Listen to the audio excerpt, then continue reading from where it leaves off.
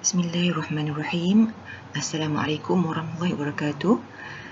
Untuk slide kali ini, saya akan menyambung perbincangan masih dalam topik pemikiran tamadun Islam, tapi dengan fokuskan kepada zaman pertengahan. Ini adalah topik-topik perbincangan bagi tajuk ini ataupun slide ini, iaitu yang pertama kerajaan Bani Umayyah, melihat kepada sumbangan terhadap tamadun Islam serta faktor-faktor kejatuhan, dan yang kedua kerajaan Bani Abbasiyah, sumbangan terhadap tamadun Islam serta faktor-faktor kejatuhan kerajaan Bani Abbasiyah. Kerajaan Bani Umayyah. Umayyah merupakan puak yang berasal daripada Umayyah bin Abdul Syams bin Abdul Manaf bin Qusay, dan Umayyah juga merupakan anak saudara sepupu kepada Hashim bin Abdul Manaf. Seperti mana yang kita ketahui, Hashim bin Abdul Manaf merupakan moyang pada Nabi Muhammad SAW. Kerajaan Bani Umayyah diasaskan oleh Muawiyah bin Abi Sufyan bin Harb bin Umayyah, yang mana Muawiyah ini telah menggantikan Sayyidina Ali sebagai khalifah selepas kemangkatan Sayyidina Ali. Bermula daripada saat ini, kerajaan-kerajaan Islam yang silih berganti mengamalkan sistem pelantikan ketua negara secara warisan. Walau bagaimanapun, institusi khalifah masih dikekalkan sehinggalah kejatuhan kerajaan Uthmaniyah pada penghujung Perang Dunia Pertama, apabila bermulanya era penjajahan Barat ke atas negara Islam. Siapakah itu Muawiyah? Muawiyah telah memeluk Islam ketika Fathu Makkah. Beliau juga merupakan Gubernur Syam semasa pemerintahan Umar Ibn Khattab, sehinggalah kepada zaman Khalifah Uthman Ibn Affan. Walau bagaimanapun, beliau telah dipecat semasa pemerintahan Ali disebabkan oleh penentangan beliau kepada Ali, sehingga berlaku perang Siffin dan Majlis Tahkim. Kerajaan Bani Umayyah boleh dibahagikan kepada 3 era, iaitu yang pertama era pengasasan dan pengukuhan. Ia bermula dari zaman Muawiyah bin Abi Sufyan sehinggalah kepada zaman Abdul Malik bin Marwan. Era yang kedua ialah era kegemilangan dan keagungan, bermula dari zaman Khalifah Al-Walid bin Abdul Malik sehingga Khalifah Yazid bin Abdul Malik. Dan era yang ketiga ialah era kemunduran dan kejatuhan, bermula dari zaman Khalifah Hisham bin Abdul Malik sehingga ke zaman Khalifah Marwan bin Muhammad. Ini pula merupakan susu galur kepada kerajaan Bani Umayyah. Kerajaan Bani Umayyah diperintah oleh 2 buah keluarga besar, iaitu keluarga Abu Sufyan dan keluarga Marwan. Keluarga Abu Sufyan memerintah kerajaan Bani Umayyah selama 23 tahun, dan dalam tempoh tersebut seramai 3 orang khalifah yang memerintah, iaitu Muawiyah bin Abi Sufyan, Yazid bin Muawiyah dan Muawiyah bin Yazid. Keluarga Abu Sufyan telah memerintah dengan jayanya pada zaman Muawiyah bin Abi Sufyan.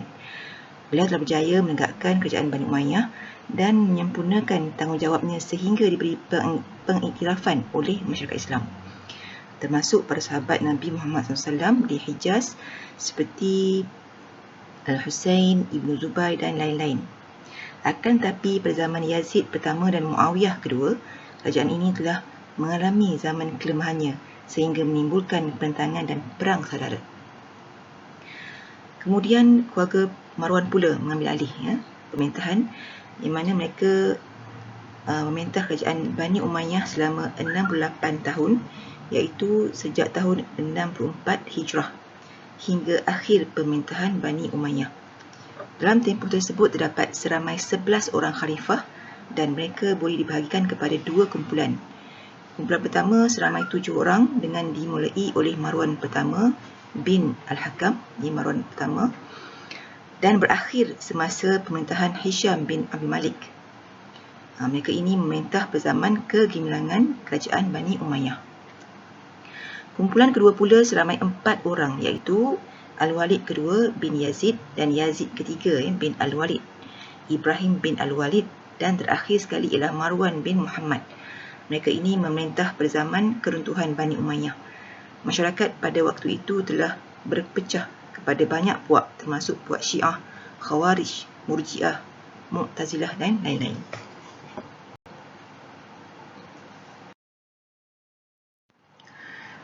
Dalam carta ini pula kita boleh melihat silsilah khalifah-khalifah Bani Umayyah. Sebenarnya yang saya jelaskan tadi, Bani Umayyah, kerajaan Bani Umayyah diperintah oleh dua buah keluarga, iaitu keluarga Abu Sufyan dan Marwan. Yang kita lihat, keluarga Abu Sufyan bermula dengan Muawiyah sehingga kepada Muawiyah kedua, dan keluarga Marwan pula bermula dari Marwan pertama sehinggalah kepada Marwan kedua. Khalifah utama Bani Umayyah. Seperti mana yang saya jelaskan sebelum ini, dinasti Bani Umayyah di Damsyik mempunyai 14 orang khalifah semuanya. Walau bagaimanapun di sini saya hanya akan utarakan ataupun fokuskan perbincangan pada 3 orang khalifah saja, iaitu Muawiyah bin Abi Sufyan, Malik bin Marwan dan juga Umar bin Abdul Aziz. Muawiyah bin Abi Sufyan merupakan pengasas kepada kerajaan Bani Umayyah itu sendiri, yang mana tempoh pemerintahan beliau bermula dari pada tahun 661 hingga 683 Masihi. Ketika zaman pemerintahan beliau telah mampu mengembangkan empire Islam dengan lebih meluas. Beliau juga telah mengembangkan jabatan ketenteraan, merangkumi tentera laut dan juga kapal.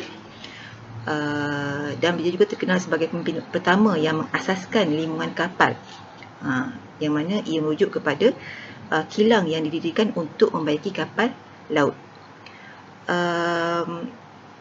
Beliau telah menggunakan perkhidmatan pekerja yang mahir dari Rom, dan juga ada mengatakan orang Yunani dan juga Syria untuk membuat atau membina kapal. Khalifah Muawiyah juga merupakan pemerintah Islam yang pertama yang memperkenalkan sistem pos. Kalau sebelum ini sebarang komunikasi antara dua kerajaan ataupun dua pihak berlaku melalui penghantaran utusan. Walau bagaimanapun, Muawiyah telah memperkenalkan sistem pos dengan menggunakan perkhidmatan kuda. Ini dengan meletakkan kuda-kuda di beberapa tempat tertentu bagi mempercepatkan proses penghantaran surat menyurat. Sistem ini sebenarnya diambil dari sistem yang digunakan oleh kerajaan Byzantine di Rom. Kemudian yang seterusnya ialah Khalifah Abdul Malik bin Marwan. Khalifah ini telah mampu memulihkan ketidakstabilan politik yang berlaku ketika itu, dan telah memperkenalkan mata wang dinar ketika itu. Seterusnya beliau juga telah mengumpulkan semula Mushaf Utsmani disebabkan oleh bacaan oleh segelintir masyarakat ketika itu yang tidak seperti yang sepatutnya. Ini kerana Mushaf Utsmani yang dikumpulkan ataupun dibukukan ketika zaman Sayyidina Osman tidak mempunyai baris dan juga titik. Jadi ketika zaman Al-Malik bin Marwan, titik dan baris ini telah diperkenalkan dalam Al-Quran. Kemudian ketika zaman ini juga Qubah As-Sakhrah telah dibina. Qubah As-Sakhrah ini terletak di Baitul Maqdis berdekatan dengan Masjid Al-Aqsa. Dan terakhir sekali ialah Khalifah Umar bin Abdul Aziz. Umar bin Abdul Aziz merupakan cucunda kepada Sayyidina Umar Al-Khattab melalui ibundanya, itu Ummu Asim, yang merupakan ananda kepada Sayyidina Umar. Tidak hairanlah, disebabkan itu tidak hairanlah kepribadian Umar bin Aziz ini seakan-akan sama dengan datuknya, yang mana mementingkan keadilan. Umar bin Aziz juga bukan seorang yang warak, yang cukup alim dalam bidang agama seperti ilmu fiqh, tafsir dan juga hadis. Beliau telah menggalakkan perkembangan ilmu ketika itu, dan bagi menjaga kebajikan masyarakat, terdapat banyak fasiliti yang telah dibina, termasuklah hospital kusta. Dan terakhir sekali, Umar bin Aziz juga telah mengubah dasar luar negara, berbeza dengan dasar-dasar yang telah digunakan sebelum ini, yang mana ketika sebelum Khalifah Umar bin Aziz, dasar perusahaan kuasa ataupun jajahan Darul Islam berlaku melalui peperangan. Tetapi Khalifah Umar bin Aziz tidak suka berlakunya pertumpahan darah. Jadi banyak perusahaan kuasa itu berlaku secara diplomasi sahaja. Dan ketika zaman ini juga terkenal zaman kegemilangan, ya, sebab sukar untuk mencari orang yang susah ataupun orang-orang yang layak untuk menerima zakat, disebabkan oleh usaha yang dilakukan oleh Umar Abdul Aziz untuk mendekatkan jurang antara kaya dan miskin. Contohnya dengan menaikkan gaji, ya, kalangan kerajaan termasuk tentera, bagi menambah baik, ya, taraf kehidupan mereka. Kerajaan Bani Umayyah secara umumnya boleh dibahagikan kepada dua tahap, iaitu tahap pertama, kerajaan Bani Umayyah yang berpusat di Damsyik, Syam, bermula dari tahun 661 hingga 750 Masihi, yang mana yang dikuasai oleh keluarga Bani Umayyah, ya. Kedua, selepas kejatuhan kerajaan Bani Umayyah di Damsyik, tahap yang kedua bermula pada tahun 796 Masihi sehingga 1031 Masihi, yang mana kerajaan Bani Umayyah yang kedua ini berpusat di Andalusia. Selepas kejatuhan kerajaan Bani Umayyah pada tahun 750 Masihi di Damsyik, Abdurrahman Ad-Dakhil telah melarikan diri ke Palestin, Mesir dan Maghribi. Pada tahun 755 Masihi, beliau berangkat ke Spanyol dan berjaya menewaskan tentera suku Qais pada tahun 756 Masihi. Beliau telah diisytiharkan sebagai Amir di Andalusia dan Cordova menjadi pusat pemerintahan baru kerajaan Bani Umayyah. Penggunaan gelaran Amir ialah sebagai menghormati kuasa Khalifah Bani Abbasiyah di Baghdad.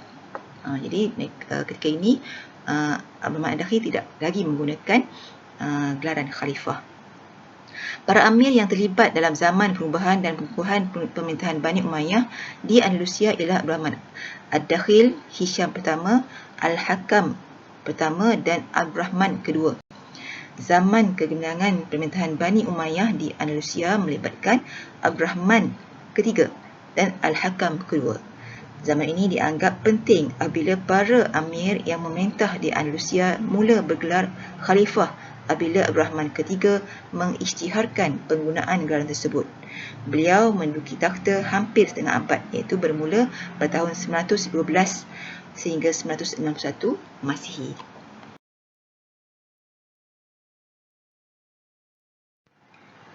Ini merupakan peta Empire Bani Umayyah, ya, yang berwarna hijau, yang bermula daripada hijau tua merupakan kawasan jalan takluk Islam ketika zaman Nabi Muhammad SAW. Hijau yang muda sikit itu adalah kawasan jalan takluk Islam yang telah diluaskan oleh Khulafa Ar-Rasyidin, dan yang paling muda itu merupakan kawasan yang berjaya ditakluki oleh kerajaan Bani Umayyah yang bermula dari tahun 661 hingga 750 Masihi. Perusahaan kuasa Islam pada zaman Bani Umayyah dibahagikan kepada 3 kawasan. Pertama, pertumbungan dengan kuasa Byzantin di Asia Kecil, pengepungan Konstantinopel serta perluasan kuasa Islam di Kepulauan Mediterranean. Kedua, melibatkan perluasan kuasa Islam di Afrika Utara sehingga menyeberangi Selat Gibraltar ke Andalus. Manakala bahagian ketiga pula adalah perluasan kuasa Islam di sebelah timur, iaitu dari Iraq menuju ke timur. Dan antara kawasan yang dilaluki semasa zaman pemerintahan Umayyah yang meliputi kawasan laut ialah Pulau Cyprus, Pulau Rhodes, Pulau Kriti, Pulau Arados, Pulau Pantelleria, Pulau Sicily, Pulau Sardinia, Pulau Corsica dan juga Pulau-Pulau Balearic. Sumbangan kerajaan Bani Umayyah. Sumbangan kerajaan Bani Umayyah pada tahap pertama itu Damsyik boleh dilihat dari beberapa aspek utama. Yang pertama, dari sudut politik dan pentadbiran. Ketika ini wujudnya sistem politik dan pemerintahan yang teratur, iaitu dengan adanya sistem khilafah, wazarah, urusdia dan hijabah. Kemudian pemerintahan juga diperkemaskan dan diperkukuhkan dengan penubuhan beberapa jabatan seperti Jabatan Cukai, Jabatan Surat Menyurat, Jabatan Urusan Am dan juga Jabatan Cap Mohon Pemerintahan. Sistem ketenteraan juga diperkemaskan dengan penubuhan Jabatan Ketenteraan, diikuti dengan penubuhan tentera darat dan juga laut. Seterusnya dari aspek pendidikan dan sosial. Kota Basrah telah menjadi pusat penyebaran ilmu ketika itu, di mana ilmu bahasa, ilmu sastra, ilmu Al-Quran dan hadis, seperti ilmu Al-Quran dan mustalahul hadis telah dikembangkan ketika itu. Maka lahirlah ramai ilmuwan Islam dalam pelbagai bidang. Seperti Khalil bin Ahmad, seorang pakar bahasa dan juga filologi Arab, Al-Farazdaq, Jarir, Umar bin Abi Rabi'ah dan Jamil Al-Uzri sebagai sastrawan. Manakala dari sudut ilmu Quran dan hadis pula, tokoh-tokohnya seperti Urwah bin Az-Zubair, Zihad Az-Zuhri, Ibnu Jarih dalam ilmu tafsir. Pengenalan kepada ilmu sains dan teknologi juga telah berlaku dengan pesatnya ketika ini, yang mana diperkenalkan dengan teknologi pembuatan kapal melaut, alat-alat peperangan dan teknik-teknik pertanian. Pembinaan hospital juga dapat dilihat ketika zaman Khalifah Al-Walid bin Malik, Al-Walid bin Abdul Malik, dan seterusnya hospital kusta ketika zaman Khalifah Umar bin Abdul Aziz. Sumbangan kerajaan Bani Umayyah dari sudut ekonomi dan kewangan boleh dilihat melalui pembinaan saliran serta aktiviti kajian dan penyelidikan dalam bidang pertanian dan perdagangan. Manakala dari aspek kewangan pula, boleh lihat bagaimana pentadbiran Baitul Mal bagi mantapkan hasil negara telah dikemas kini, yang mana setiap wilayah mempunyai Baitul Malnya sendiri, kalau bandingkan sebelumnya centralized, berpusat. Jadi sekarang ketika zaman Bani Umayyah, setiap wilayah ada Baitul Malnya sendiri.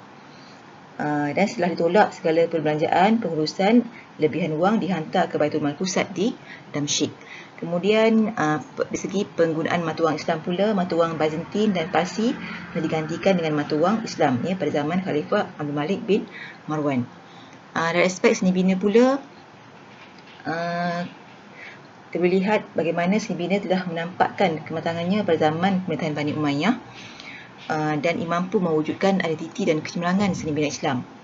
Masjid-masjid yang dibina bukan sekadar mempunyai menara, mihrab dan sebagainya, bahkan setiap satu identiti seni bina Islam telah mengalami perubahan besar. Contohnya mihrab mula tinggikan seperti yang dilakukan pada Masjid Nabawi di Madinah. Mimbar terus diukir indah dengan ayat-ayat Al-Quran. Kubah telah diperkenalkan semasa pemerintahan Khalifah Al-Malik bin Marwan. Dan keindahan seni bina Islam semakin meningkat apabila ukiran dan khat yang dapat menimbulkan keimanan kepada Allah SWT disertakan pada setiap kubah yang dibina pada zaman tersebut. Arca, gambar dan bentuk-bentuk gambar rajah yang indah juga telah diperkenalkan oleh seni bina Islam pada zaman ini, dan ini boleh lihat melalui binaan-binaan bangunan kerajaan, termasuklah Istana Khalifah. Faktor-faktor kejatuhan kerajaan Bani Umayyah sudah menjadi lumrah bagi suatu tamadun. Selepas berlalunya era kegemilangan, maka era kemerosotan pula akan berlaku. Maka di sini kita lihat beberapa faktor yang menyebabkan berlakunya kejatuhan kepada kerajaan Bani Umayyah di Damsyik. Yang pertama disebabkan oleh sistem penggantian khalifah melalui pewarisan. Sistem pergantian khalifah yang dilaksanakan secara warisan adalah sesuatu yang baru bagi tradisi Islam, yang lebih menekankan kepada aspek senioriti. Pengaturannya tidak jelas, dan ketidakjelasan sistem penggantian khalifah ini telah menyebabkan terjadinya persaingan yang tidak sihat dalam kalangan anggota keluarga istana sendiri. Ini satu faktor yang pertama. Faktor yang kedua ialah disebabkan oleh kelalaian pemerintah melaksanakan tugas kepada negara kerana kemewahan. Dan mereka telah lalai dengan kemewahan yang dikecapi.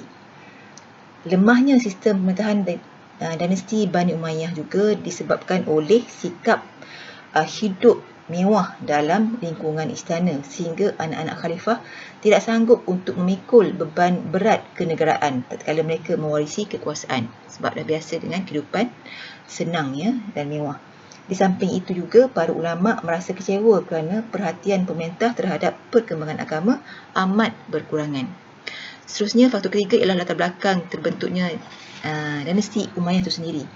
Sejarah pembentukan kerajaan Bani Umayyah tidak dapat dipisahkan daripada konflik-konflik politik yang terjadi pada zaman Khalifah Ali radhiyallahu anhu. Sisa-sisa Syiah, iaitu para pengikut Abdullah bin Sabah al-Yahudi dan Khawarij terus membuat tentangan sama ada secara terbuka seperti di masa awal dan akhir maupun secara tersembunyi seperti di masa pertengahan kekuasaan Bani Umayyah. Penumpasan terhadap gerakan-gerakan ini banyak menyedut kekuatan pemerintah. Okey, yang keempat, disebabkan oleh rakyat tidak berpuas hati dengan corak pemerintahan dan menyokong gerakan Abbasiyah. Disebabkan tidak puas hati, maka mereka menyokong gerakan Abbasiyah. Ini berlaku kepada golongan Mawali. Sebahagian besar golongan Mawali, iaitu non-Arab, itu bukan Arab, terutama di Iraq dan wilayah bahagian timur lainnya, merasa tidak puas hati kerana status Mawali itu menggambarkan suatu kerendahan kedudukan. Ditambah pula dengan keangkuhan bangsa Arab yang diperlihatkan pada zaman Bani Umayyah. Maka sebab itu muncullah pula kuasa baru, ya. Yang mana kuasa baru ini ataupun kekuatan baru ini dipelopori oleh keturunan Al-Abbas bin Abdul Muttalib. Gerakan ini mendapat sokongan penuh daripada Bani Hashim dan juga kaum Mawali yang merasakan mereka ni dipinggirkan, ya. Dan seterusnya, yang terakhir ialah faktor pertentangan etnik antara Arab Utara dan Arab Selatan. Pada masa kekuatan Bani Umayyah berlaku pertentangan etnik antara suku Arab Utara, itu Bani Qais, dan juga Arab Selatan, Bani Kalb, yang sudah ada sejak zaman sebelum Islam lagi. Tapi ketika zaman Bani Umayyah, ia bertambah meruncing. Perselisihan ini mengakibatkan para penguasa Bani Umayyah menghadapi kesulitan untuk mewujudkan persatuan dan kesatuan ummah.